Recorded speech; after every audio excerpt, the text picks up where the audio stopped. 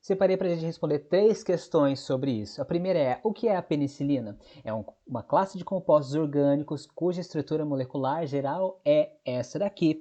Possui um anel de 4 membros, contendo o nitrogênio e o carbono fazendo uma ligação com o oxigênio. É um anel chamado de lactama. Possui também um anel de 5 membros, contendo um enxofre e nitrogênio, um anel chamado de tiazol. Também possui um substituinte R.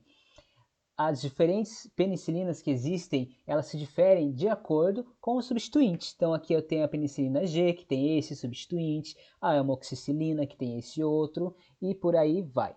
Uma coisa importante na estrutura é que ela contém a função orgânica ácido carboxílico. Ela ajuda a melhorar a solubilidade, assim como outras funções orgânicas, como por exemplo o álcool e a amina. Isso é devido à capacidade que essas funções orgânicas têm de realizar a ponte de hidrogênio com as moléculas de água. Então precisa que os fármacos precisam ser solúveis em água para eles serem solúveis e agir no nosso organismo.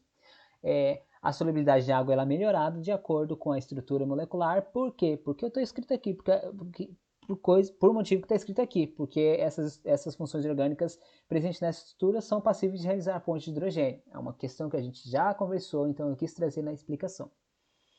Se você olhar nesses exemplos, por exemplo, na amoxicilina, existe a função álcool, existe a função amina e também existe o ácido carboxílico. Então, dessas aqui que eu mostrei, ela é a mais solúvel em água.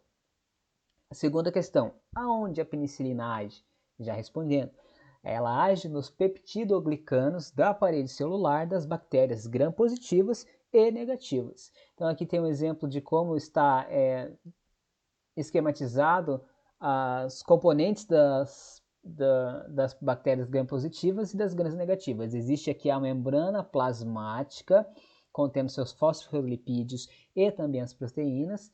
E para as gram-positivas existe a parede de peptidoglicano com muitas camadas deste composto, e essas muitas camadas proporcionam uma maior resistência às bactérias.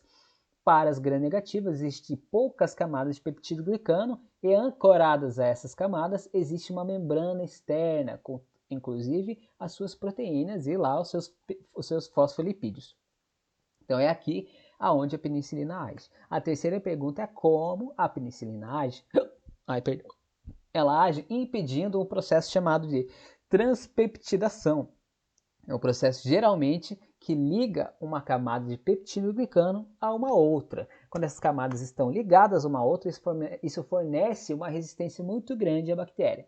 Então aqui está umas camadinhas de peptidoglicano e eu estou representando aqui um zoom mostrando essas cadeias laterais não ligadas.